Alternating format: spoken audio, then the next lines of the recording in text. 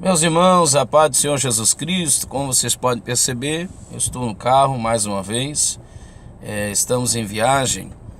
Eu estive pregando na cidade de São Leopoldo, no estado do Rio Grande do Sul, esse final de semana. E agora aqui mesmo no estado do Rio Grande do Sul, eu estou me direcionando à Serra Gaúcha, a belíssima cidade de Carlos Barbosa, com o nosso grande amigo, pastor Marcos Almeida, onde estaremos debaixo da rica bondade de Deus, trazendo uma palavra aos nossos irmãos nesse culto de oração e de ensinamento. E daí eu parei aqui um instante, parei um pouquinho aqui, para a gente meditar num texto que está no Evangelho, não é no Evangelho, que está no livro de Atos dos Apóstolos, o livro histórico, o único livro histórico do Novo Testamento, Atos dos Apóstolos, capítulo de número 5, versículo de número 12 a seguir.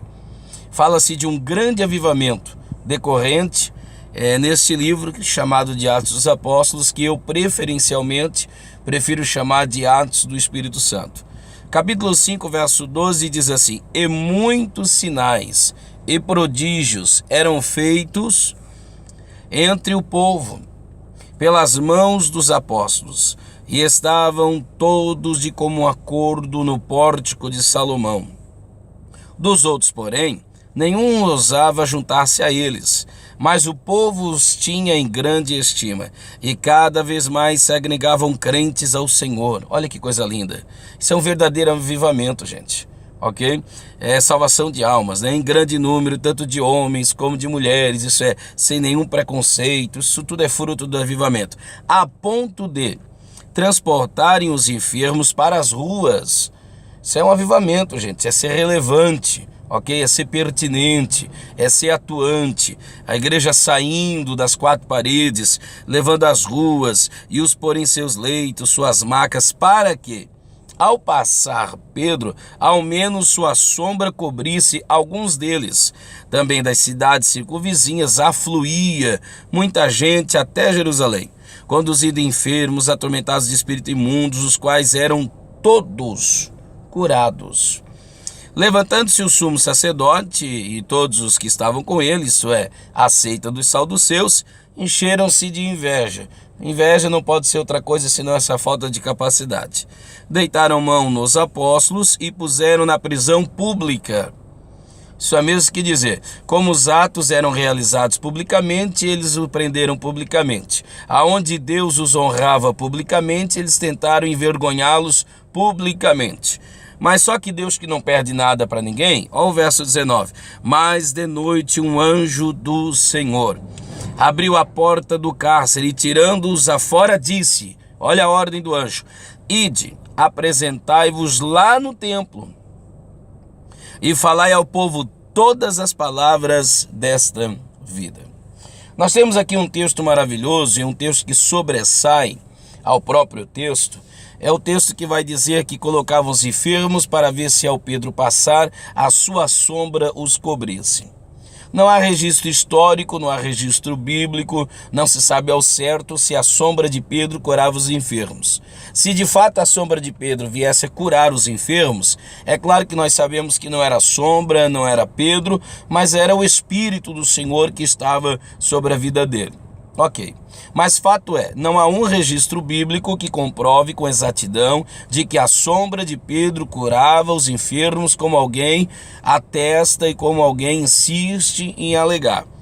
Porém, assim como não há nenhum registro em Atos dos Apóstolos, em João, melhor dizendo, capítulo de número 5, assim como não há nenhum registro ciente, ok? Nenhum registro cônscio, assim como não há nenhum registro verídico, verdadeiro, que ateste haver um movimento de um anjo lá nas águas do tanque da misericórdia, do tanque de Betesda, não há um registro sequer que comprove a cura de um enfermo. Não há registros, nem de Atos capítulo 5, nem de João capítulo de número 5, nem da sombra de Pedro, nem do tanque de Betesda. Porém, subentende-se que houve cura sim no tanque de Betesda. Subentende-se que houve cura na sombra de Pedro. Por que eu subentendo desse modo? Meus irmãos, um homem não estaria há 38 anos à beira do tanque se nunca tivesse visto coisa alguma. Multidões não estariam afluindo-se para lá se não houvesse coisa alguma. E o registro dele para Jesus. Olha o registro dele. Ele disse assim: Senhor, eu estando aqui, alguém passa em minha frente. Ué, então isso quer dizer que de fato existem registros históricos pelo testemunho, ok? Da boca deste. Não há nada comprovado e escrito, mas o testemunho desse, a vida desse, nos faz entender que possível e provavelmente houvesse curas nesse tanque. E o mesmo pode ser dito aqui da sombra de Pedro. Se ninguém fosse curado, as multidões não afluíam para ali. Aliás, o verso subsequente, verso 16, vai dizer que todos eram curados, exceto que a Bíblia não vai dizer que todos eram curados pela sombra de Pedro. Mas subentende-se que possível e provavelmente a sombra de Pedro de fato curaria alguns dos enfermos. Agora a questão que eu quero trazer-lhes é o seguinte: nós não estamos à sombra de Pedro, nós estamos à luz de Cristo. Como assim? Olha o texto. O texto vai dizer que invejosamente, os invejosos líderes, porque nem a sombra, nem as mãos, nem a fala, nada que eles faziam produziam milagres e feitos como legitimamente os apóstolos faziam. Então o que é que eles fizeram? Encerraram-os, prenderam-os. Milagrosamente o anjo vem e liberta-os. Aí a ideia que a gente tem, a perspectiva que a gente tem, a expectativa que nos sobrevém é que o anjo liberte e diga: volte às praças para curar os enfermos.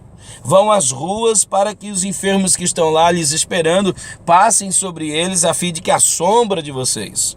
A mesma coisa se fazia com o avental de Paulo. Então a ideia que eu tenho é que isso deveria ocorrer.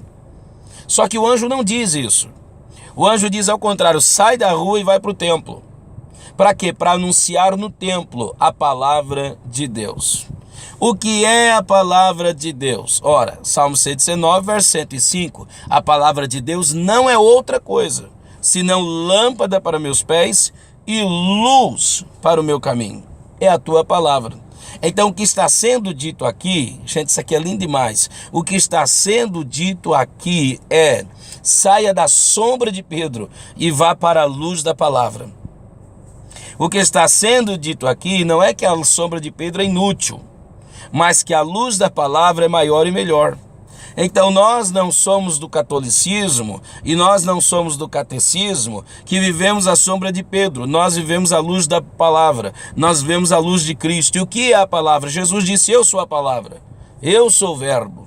Está escrito, estará escrito na sua coxa direita, escrito está com gotas de sangue: eis aqui o verbo de Deus, o locus de Deus, a palavra de Deus. Então, meu irmão, saia da sombra de Pedro e venha para a luz de Cristo. Não vivemos a sombra de Pedro, vivemos a luz da palavra de Deus. Não estou aqui criticando, longe disso, não sou louco para tal, ok? É claro que as obras precisam confirmar as palavras, mas nada se equipara à luz da palavra de Deus.